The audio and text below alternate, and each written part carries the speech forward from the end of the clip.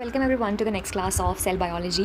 पहले तो मैं आप लोगों को बता दूं, एक डिस्क्लेमर है कि प्लीज़ आज की क्लास में सेल बायोलॉजी को बिल्कुल भी भूल ही जाना, ठीक है। बिल्कुल भी याद नहीं रखना है। आज आपको एज अ वाइस चांसलर पढ़ाई करनी है। आपको वाइस चांसलर एक यूनिवर्सिटी के जिसका नाम है एंडोप्लाज्मिक रेटिकुलम, और हम पढ़ने वाले हैं आपकी यूनिवर्सिटी में आए हुए बच्चों के बारे में जिनका नाम है प्रोटीन।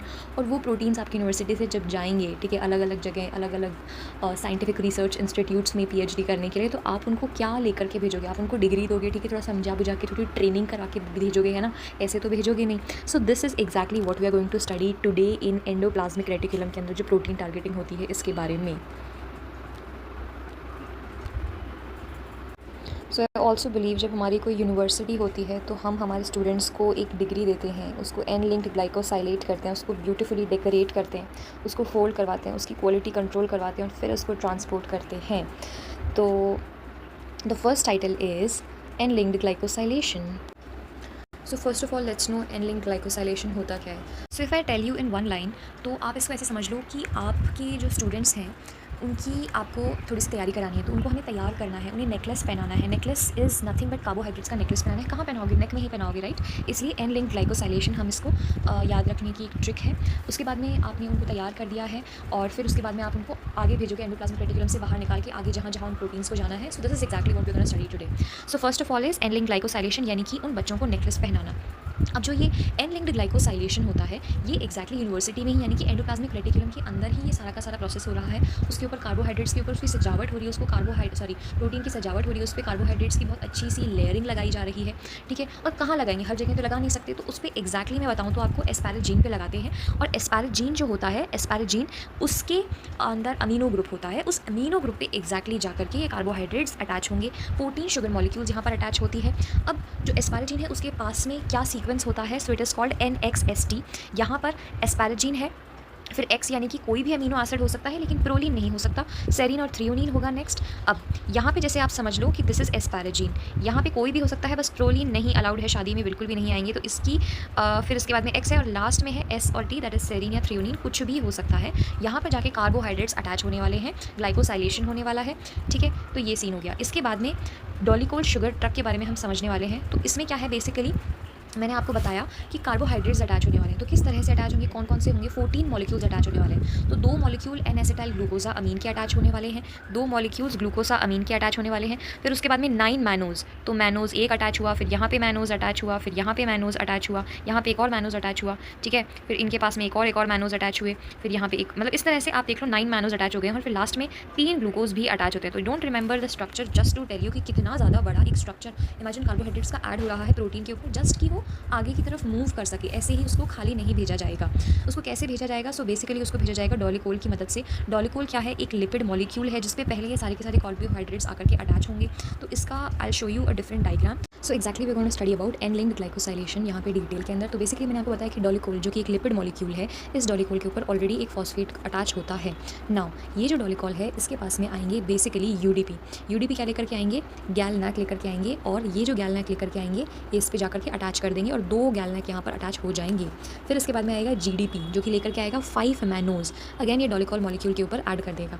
फिर उसके बाद में आएगा, कोई आए नहीं आए उससे पहले क्या होता है इसमें कि बेसिकली ये मॉलिक्यूल है ना, अभी काफ़ी ज़्यादा बड़ा हो गया। तो अब क्या हो गया? बूढ़ा हो गया तो अभी उल्टा हो जाएगा, सीधा तो खड़ा नहीं रहेगा, तो उल्टा हो जाएगा। तो ये पूरा का पूरा मॉलिक्यूल यहाँ पे एक तरह से यहाँ पे प्रेजेंट हो जाएगा। इसके बाद में एक नया डॉलिकोल रिक्रूट होगा, उस रिक्रूटेड डॉलिकोल के ऊपर आएंगे जीडीपी, और जो कि लेकर के आएंगे 4 मैनोज, ठीक है। और वो 4 मैनोज लेकर के आएंगे। फिर ये डॉलिकोल ये वाला बूढ़ा हो जाएगा, तो ये उल्टा हो जाएगा, यहाँ पे आ जाएगा और अपने ऊपर जो इसने शुगर्स लगा रखे हैं, अपने ऊपर जो बीड्स लगा रखे हैं, वो इसके नेकलेस को दे देगा और इसके नेकलेस में ऐड कर देगा। फिर यहाँ पे हम एक और डॉलिकोल ऐड करेंगे, उसके पास में आएंगे 3 यूडीपी, और जो कि लेकर के आएंगे 3 ग्लूकोज। बेसिकली आएंगे यहाँ पे 3 ग्लूकोज ऐड हो जाएंगे वाया यूडीपी, और ये 3 ग्लूकोज भी फाइनली इस पूरे के पूरे स्ट्रक्चर के ऊपर जाकर के ऐड हो जाएंगे। 3 ग्लूकोज भी ऐड हो जाएंगे। तो सबसे पहले बहुत ही बेसिक स्टोरी ये है कि हम लोग कह सकते हैं सबसे पहले 2 नैग आएंगे, फिर 5 मैनोज आएंगे, फिर 5 के साथ में 4 मैनोज और आना है क्योंकि टोटल 9 बनाना है, और 3 ग्लूकोज भी ऐड हो जाएंगे। So this is exactly what is written here. The final structure will have 3 glucoses, molecule मानोज यहाँ पे 9 होंगे और गैलनैक यहाँ पे 2 मॉलिक्यूल्स होंगे, जो कि सारे के सारे डॉलिकोल पे अटैच है, लिपिड पे अटैच है, and soon they will move to a protein. Exactly what is written over here that 2 NAG सबसे पहले ऐड होंगे, और कौन लेके आएगा? यूडीपी लेके आएगा। तो आपको ये चीज़ याद रखनी है कि सबसे पहले यूडीपी आएगा, फिर जीडीपी आएगा, फिर एक और जीडीपी आएगा, और फिर वापस यूडीपी आएगा। तो UGGU इस तरह से आप याद रख सकते हो। ये दोनों क्या लेके आ रहे हैं? जीडीपी मैनोज लेकर के आ रहे हैं। ये यूडीपी क्या लेके आ रहा है? ग्लूकोज लेके आ रहा है। ये वाला क्या लेके आ रहा है? गैलनैक लेकर के आ रहा है, सॉरी गैलनैक लेकर के आ रहा है।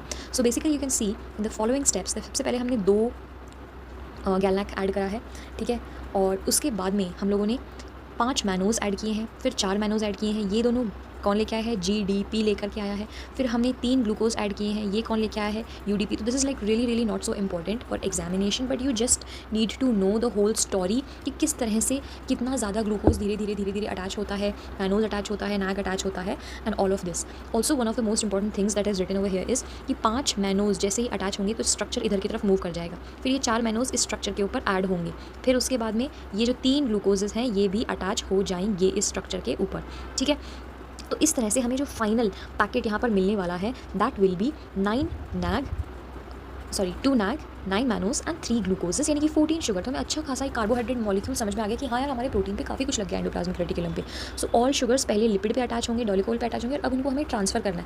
तो ट्रांसफर के लिए किसी ना किसी की रिक्वायरमेंट तो है ही, एग्जैक्टली। तो वहाँ पे आएगा हमारा ओलिगोसाइल ट्रांसफरेज, जिसका शॉर्ट फॉर्म हम कह सकते हैं OST, ओलिगोसाइल ट्रांसफरेज। ये क्या करेगा? Gift transfer machine. बेसिकली ये जो सारे के सारे गिफ्ट्स हैं, ये सारे के सारे कार्बोहाइड्रेट्स हैं, इनको ट्रांसफर करेगा। डॉलिकोल मॉलिक्यूल का एक और नाम होता है पॉली आइसोप्रेनॉइड। गाइज रिमेंबर, ये 75 से लेकर के 95 कार्बन मॉलिक्यूल का तो खुद ही होता है। ये लिपिड डॉलिकॉल जो है ये खुद ही 75 से लेकर 95 कार्बन पॉली आइसोप्रेनॉइड है ये। इसके ऊपर अपन ने और कार्बोहाइड्रेट्स ऐड कर दिए, 14 कार्बोहाइड्रेट्स हमने ऐड कर दिए इसके ऊपर, 9 2 3 इस तरह से हमने जो ऐड किए थे। अब इनको ट्रांसफर करने का काम करेगा OST, वो आएगा और वो इनको कहाँ ट्रांसफर करेगा? सीधी सी बात है, प्रोटीन पे ट्रांसफर करेगा। कहाँ है प्रोटीन पे? एक्जैक्टली उसकी नेक पे, यानी कि N लिंक्ड ग्लूकोसा ग्लाइकोसाइलेशन करेगा वो। तो किस तरह से करेगा? लेट अस सी। सो नाउ है ट्यूनिकामाइसिन। अब गाइस ट्यूनिकामाइसिन जो है ना, ये एक तरह से पुलिस का काम कर रहा है, जो कि स्टॉप कर रहा है कि हम ग्लाइकोसाइलेशन होने ही नहीं देंगे। आप कार्बोहाइड्रेट ऐड ही मत होने दो अगर लिपिड पे, तो लिपिड से ट्रांसफ़र कौन करेगा प्रोटीन पे? भाई OST तभी तो आएगा ना जब फाइनली हमारा लिपिड मॉलिक्यूल तैयार है, बट लिपिड मॉलिक्यूल यहाँ पे तैयार नहीं हो रहा है। तो यहाँ पे ट्यूनिकामाइसिन का क्या काम है? लिपिड मॉलिक्यूल को तैयार नहीं होने देना, ब्लॉक कर देगा। फर्स्ट स्टेप ही नैग को ट्रांसफर करना डॉलिकोल के ऊपर ही स्टॉप कर देगा। इसलिए हमारा पूरा प्रोसेस N लिंक्ड ग्लाइकोसाइलेशन जो हमने इतना मेहनत से पढ़ा, उसको एक पुलिस वाला यहाँ पे रोक देगा, और जिसका नाम है tunicamycin. Okay, let's move further. तो अब नेक्स्ट आता है हमारा प्रोटीन मिसफोल्डिंग। अब फाइनली चलो ठीक है यार, मैंने कहा कि हमने फाइनली कार्बोहाइड्रेट ऐड कर दिया है प्रोटीन पे, अब उसको मूव करवा दो। बोले नहीं नहीं, ऐसे कैसे मूव करवा दे? हो सकता है वो मिसफोल्ड हो जाए, तो उसको चेक करने के लिए वी नीड सम पीपल कि वो फोल्ड हो रहा है सही या नहीं हो रहा है। So 2 proteins will come. Number 1 protein is calnexin. अब ये कैलनेक्सिन कहाँ पे प्रेजेंट होगा? नेक्स्ट टू द सर्फेस, यानी कि मेम्ब्रेन के ऊपर प्रेजेंट होगा। और नेक्स्ट है कैल रेटिकुलिन, यानी कि ये रोम करता रहेगा इधर से उधर, it will keep roaming from here and there, तो इसका नाम है कैल रेटिकुलिन। ये एंडोप्लाज्मिक रेटिकुलम के ल्यूमेन के अंदर प्रेजेंट होता है। ये दोनों ही बेसिकली इंस्पेक्टर का काम कर रहे हैं, एंडोप्लाज्मिक रेटिकुलम में क्वालिटी चेक का काम कर रहे हैं, बेसिकली प्रोटीन मिसफोल्डिंग को रोकने की कोशिश कर रहे हैं। These are carbohydrate binding protein. तो बेसिकली ये जाकर के किस पे बाइंड करेंगे? प्रोटीन पे। ना ना ना, ये खुद प्रोटीन है तो प्रोटीन पे नहीं बाइंड करेंगे, ये बाइंड करेंगे कार्बोहाइड्रेट के ऊपर। और ये चेक करने वाले हैं properly sugar tag basically carbohydrate को कि इज इट नाइस और not, is it good or not, is the protein misfolded or not, everything nice। तो इसीलिए इन्हें हम क्या कहते हैं? लेक्टीन प्रोटीन। तो काल से आप याद कर सकते हो, काल इज़ टू चेक, सी से काल, सी से ही चेक करने वाले प्रोटीन्स को हम क्या कहते हैं? कैलनेक्सिन एंड कैल रेटिकुलिन। अब फाइनली अगर प्रोटीन बाई चांस मिसफोल्ड हो ही गया है तो उसको हमें सही भी करना पड़ेगा। So that is exactly what is written over here कि हम लेकर के आएंगे चैपेरॉन्स। अब ये जो चैपेरॉन्स है ना, चैप करके क्या करेंगे? चेक करेंगे कि यार सब कुछ सही है कि नहीं है। अगर नहीं है तो कोई गड़बड़ है तो उसको वापस हम अनफोल्ड करेंगे प्रोटीन के अंदर, फिर हम उसे वापस रीफोल्ड करने वाले हैं। ठीक है, रीफोल्ड किया और फिर जब एकदम सही पैकेजिंग हो गई है तो अब हम उसको फाइनली गोल्जी पर भेजेंगे। एंडोप्लाज्मिक रेटिकुलम से फाइनली प्रोटीन बाहर निकल जाएगा। लेकिन ऐसा भी हो सकता है कि प्रोटीन ढंग से वापस फोल्ड नहीं हो रहा, chaperones are also not able to do their work, तब फिर प्रोटीन फाइनली साइटोप्लाज्म में जाकर के डिग्रेड होगा। नाउ अब मैंने कहा आपको कि the protein is going to finally move for degradation, लेकिन डिग्रेडेशन होने से पहले something has to be changed, and that is, जैसे मैंने आपको पहले ही बता दिया था कि हमारा फॉर एग्जांपल ये प्रोटीन है, इस प्रोटीन के ऊपर हमने 2 नैग अटैच कर रखे हैं और हमने मैनोज भी 9 अटैच करके रखे हुए हैं। इसी के साथ हमने ग्लूकोज भी अटैच कर रखे हैं, 3 ग्लूकोज यहाँ पर हमने अटैच कर रखे हैं इस पॉइंट ऑफ टाइम पे। तो अब हमें क्या करना है कि हमें फाइनली इसको भेजना है गोल्जी के अंदर। अगर बीच में मिसफोल्डेड है तो ठीक है, हम ये अलग पाथवे पे चला जाएगा, लेकिन एक बार इसको गोल्जी पर भेजो तो सही। तो क्या होने वाला है? So this is the diagram which is exactly showing कि हो क्या रही है स्टोरी। तो क्वालिटी कंट्रोल के अंदर बेसिकली होगा क्या कि हमारा अगर प्रोटीन है, प्रोटीन तैयार है, तो ग्लूकोसाइडेज आएगी, 3 ग्लूकोसाइडेज 3 ग्लूकोज मॉलिक्यूल्स को रिमूव करके ले जाएंगे। फाइनली हमारा जो प्रोटीन है इसके ऊपर अब सिर्फ कार्बोहाइड्रेट के नाम पे 2 नैग अटैच है और 9 मैनोज अटैच है। ठीक है, एज यू कैन सी कि यहाँ पे ये वाला जो सिचुएशन था इससे हमने ग्लूकोज को रिमूव कर दिया है ग्लूकोसाइडेजेस ने।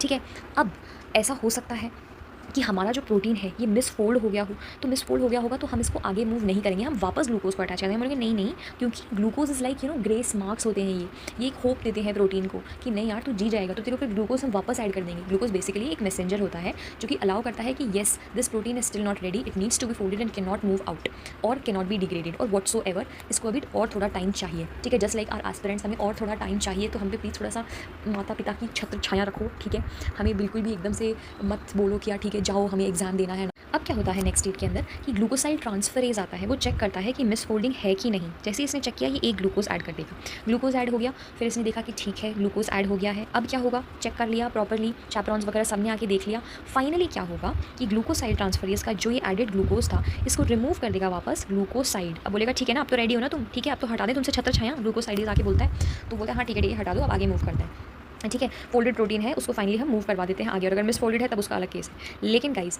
अगर हमने बोला कि हमें एक और बार एक और अटेम्प्ट देना है, मम्मी पापा को हमने बोला कि गाइज एक और अटेम्प्ट दे, तो मम्मी पापा क्या बोलेंगे, ग्लूकोसाइड ट्रांसफर क्या बोलेगा, ठीक है मैं तेरे ऊपर एक और ग्लूकोज अटैच कर देता हूँ, तो वापस ग्लूकोज अटैच कर देगा। फिर ग्लूकोसाइडेज आएगा, बोलेगा ठीक है भाई अब तो तू रेडी है ना, हटा दे, बोलते हैं हाँ हटा दो। तो इस तरह से cycle keeps on repeating itself, ये रिपीट करती रहेगी अपने आप की साइकिल जब तक लगता नहीं है कि हाँ भाई प्रोटीन रेडी है। ठीक है, अब हमने कहा कि चलो ठीक है यार, मैंने कहा प्रोटीन हमारा एकदम फोल्डेड है, एकदम रेडी है, तो अब मेन काम क्या आने वाला है कि प्रोटीन के ऊपर हम लगा देंगे मैनोसाइडेज। बेसिकली एक मैनोसाइडेज रिमूव करेगा एक मैनोज को।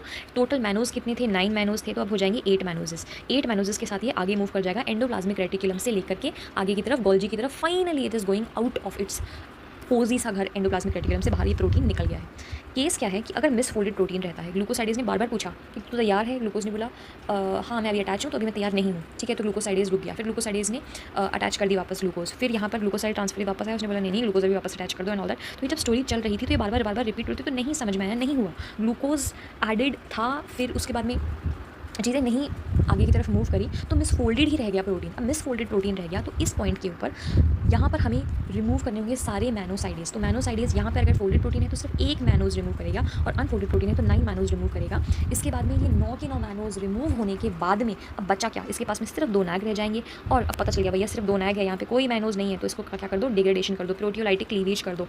ठीक है, so this is exactly the protein का फेट कि ग्लूकोज एक रेस्क्यू टिकट का काम कर रहा है, जहाँ पर ग्लूकोज अटैच होता है। It's like a rescue ticket की तरह, डिग्रेडेशन नहीं होगा, तेरे को एक और बार ट्राई करने का मौका मिलेगा। ठीक है, और ग्लूकोसाइडेज आके बोलता है चल चल बाहर निकल अभी तू, हाँ तो तैयार हो गया, काट दे तेरे से ग्लूकोज। ठीक है, फिर मैनोसाइडेज आके डिपेंडिंग अपॉन अगर फोल्डेड अच्छे से है तो सिर्फ एक ही मैनोज निकालेगा, अगर अच्छे से नहीं है तो सारे मैनोज से खींच लेगा और उसको बोलेगा just move to the degradation process, degradation के लिए लेके चला जाएगा। तो साइकिल रिपीट्स, ग्लूकोज ऐड होगा, कैलनेक्सिन प्रॉपर्ली चेक करेंगे उनको कि फोल्डेड हुआ या नहीं हुआ, रीफोल्ड करेंगे, चेक करेंगे, फिर रिपीट करेंगे। तो इसकी आप प्रॉपर्ली ट्रिक ये समझो कि ग्रेस मार्क्स का काम कर रहा है ग्लूकोज जैसे ही अटैच हो रहा है। तो नेक्स्ट फाइनल डेस्टिनेशन इसकी क्या होगी, अगर डेथ होना है तो क्या होगा, मैनोज प्रॉपर्ली ट्रिम कर देगा, बोलेगा एनफ भाई अब तो मूव कर, कोई होप नहीं रहा है, कोई ग्लूकोज नहीं रहा है तेरे से, तो यूबिक्विटिनाइलेशन होगा तेरा, प्रोटियोजोम आकर के तेरे को डिस्ट्रॉय कर देगा फाइनली।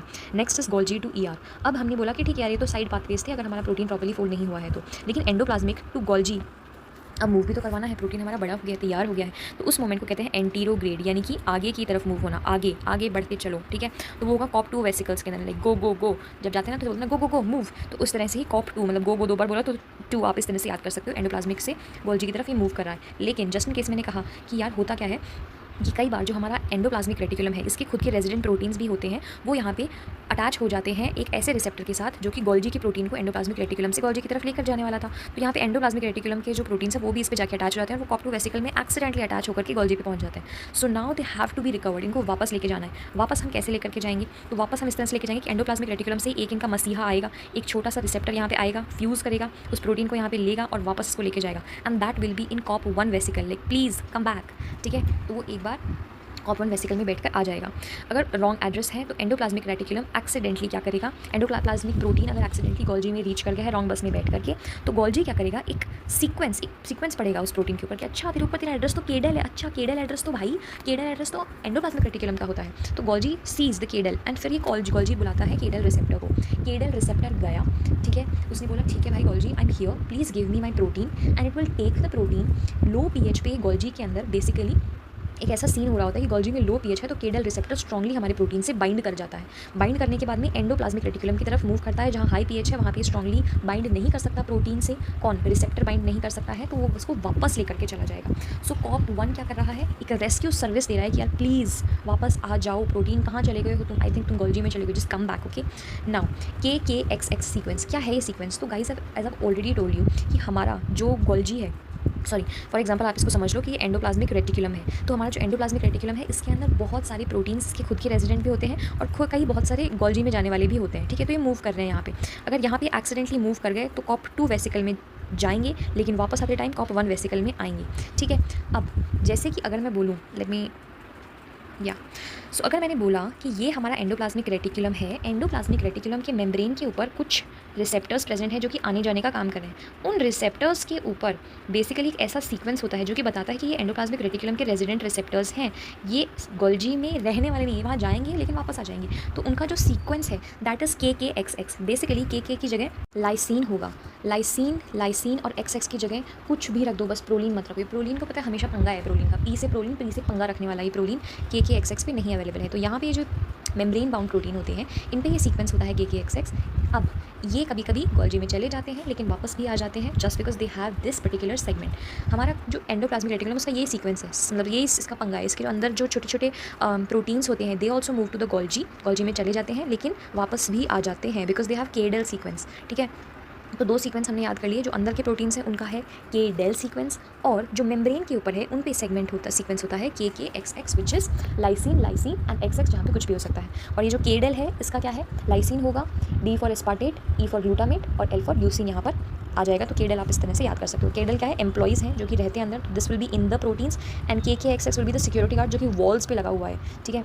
ये एंडोप्लाज्मिक रेटिकुलम के वॉल्स के ऊपर है ये वाले प्रोटीन, तो इसलिए इनके ऊपर इनका सिक्योरिटी गार्ड का काम है, ये जाते हैं आते हैं, they will be back. Now next up we have is the story in one line. हम क्या कह सकते हैं कि येस भाई, सबसे पहले क्या होता है, ट्रक को हम लोड कर देंगे, यानी कि हम डॉलिकोल के ऊपर बहुत सारे कार्बोहाइड्रेट्स अटैच कर देंगे। डॉलिकोल कहाँ पे, एंडोप्लाज्मिक मेम्ब्रेन की एंडोप्लाज्मिक रेटिकुलम के मेम्ब्रेन के ऊपर है। फिर वहाँ पे आएगा OST जो कि फाइनली ट्रांसफर कर देगा सारे के सारे कार्बोहाइड्रेट को एक प्रोटीन के ऊपर अटैच करेगा। एग्जैक्टली कहाँ ये अटैच करेगा, एस्पारेजीन पे अटैच करेगा, ठीक है। उसके बाद में ये फाइनली मूव करने वाला है आगे की तरफ, प्रोटीन फाइनली डेकोरेट होगा, बहुत सारे कार्बोहाइड्रेट्स अटैच हो गए।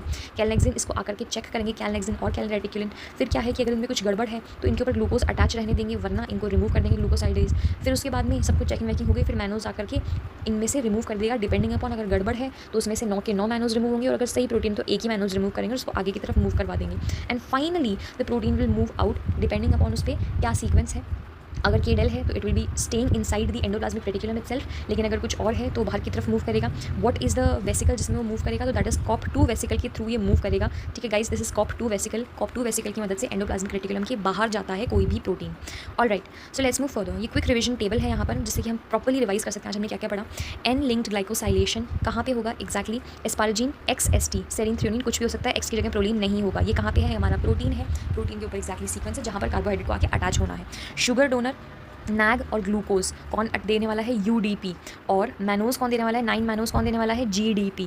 उसके बाद में total final sugar, final packing क्या होगी, उसके अंदर 2 नैग होंगे जो कि किसने दिए हैं, UDP ने, ये भी किसने दिए हैं, GDP ने, और ये किसने दिए हैं, UDP ने दिए हैं, ठीक है। तो इधर वाले दोनों U ने दिए हैं और ये वाला किसने दिया है, GDP ने दिया है। तो this is how you can remember. Next is dolichol, हमें पता है लिपिड मॉलिक्यूल है जिसपे सारे के सारे कार्बोहाइड्रेट पहले अटैच होते हैं, फिर डॉलिकॉल मॉलिक्यूल बाद में इसको मूव करता है प्रोटीन पे। एंजाइम फॉर द ट्रांसफर, तो सबसे पहले OST आएगा। एंटीबायोटिक्स जो इसको स्टॉप करेंगे वो है ट्यूनिकामाइसिन। इसके बाद में let us move to endoplasmic reticulum की क्वालिटी कंट्रोल, जिसमें कैलनेक्सिन कैलरेटिकुलिन आते हैं, दीज आर लेक्टीन्स, ठीक है। ग्लूकोज ऐड होने वाला है, अगर उसे ग्रेस मार्क्स देने हैं, उसे एक होप देनी है कि yes you can be saved, आप मिसफोल्ड नहीं हुए हो, ठीक है। Calnexin calreticulin as I already told you these are the carbohydrate binding proteins, तो ये कार्बोहाइड्रेट पे बाइंड करेंगे। फिर है मैनोज की ट्रिमिंग, मैनोज ट्रिम करेगा, डिस्ट्रक्शन के लिए सेंड करेगा, यूबिक्विटिनेशन के लिए सेंड करेगा, प्रोटियोजोम का डेग्रेडेशन होगा, ERAD that means endoplasmic reticulum associated degradation हो जाएगा, वहाँ पे अंदर ही एंडोप्लाज्मिक रेटिकुलम के अंदर ही डेग्रेडेशन भी हो जाएगा। उसके बाद में मतलब वहाँ एग्जैक्टली नहीं, but it will just give a message कि हाँ भाई ये डिग्रेडेशन के लिए रेडी है।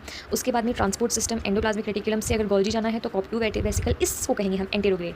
गोल्जी से अगर हमें एंडोप्लाज्मिक रेटिकुलम पे जाना है तो कॉप 1 वेसिकल, यानी कि रेट्रोग्रेड। रिवर्स गाड़ी क्या कर रही है, रिवर्स मार रही है कि हाँ भाई गोल्जी से हम आगे जा रहे थे लेकिन नहीं नहीं नहीं, रिवर्स लो रिवर्स लो रिवर्स लो, पीछे आओ पीछे आओ पीछे आओ। ठीक है, तो आर से रेट्रोग्रेड समझ सकते हो। एंडोप्लाज्मिक रेटिकुलम के ल्यूमेन से जो प्रोटीन सिग्नल होता है वो केडेल है। मेम्ब्रेन के जो है उनका है KKXX। ये कॉप 1 वेसिकल के अंदर बैठ के जाएंगे, सॉरी वापस आएंगे, रिटर्न लेंगे, रिवर्स लेंगे। पीएच का ये कि एंडोप्लाज्मिक रेटिकुलम में बहुत ज़्यादा हाई होता है गाइस, इसके ऊपर PYQ आया है, kindly just remember this. Golgi के ऊपर क्या है, पीएच लो है, लो, इसीलिए जो रिसेप्टर होता है उसकी बाइंडिंग बहुत ज़्यादा स्ट्रॉन्ग होती है।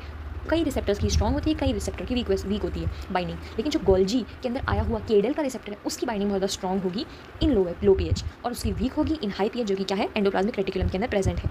नाउ टॉप मेमोरी ट्रिक्स हमारी क्या है, NXT वाली, जो कि हमारे कहाँ पे था, प्रोटीन के ऊपर था। डॉलिकोल की शुगर ट्रक के बारे में हम देख लो कि शुगर ट्रक, इसमें सारी की सारी शुगर भर देनी है। OST जो कि गिफ्ट ट्रांसफर मशीन के से काम कर रही है, उन्हें कमाइसिंग बिल्कुल स्टॉप कर देगा, ये होने नहीं देगा लिंक ग्लाइकोसाइलेशन। कैलनेक्सिन कैल रेटिकुलन चेक करेंगे, ग्लूकोज ग्रेस मार्क्स देगा, बेसिकली अलाउ करेगा कि हाँ भाई प्रोटीन तू बिल्कुल फोल्ड नहीं हुआ था तेरे को एक चांस देंगे। COP 2 vesicle go out in the Golgi, COP 1 vesicle come back please back to endoplasmic reticulum, KDEL keep going. ये तो मतलब बेसिकली केडल क्या है, जो सीक्वेंस हमारे प्रोटीन्स के ऊपर प्रेजेंट था, जो कि बेसिकली एंडोप्लाज्मिक रेटिकुलम में थे। So thank you guys.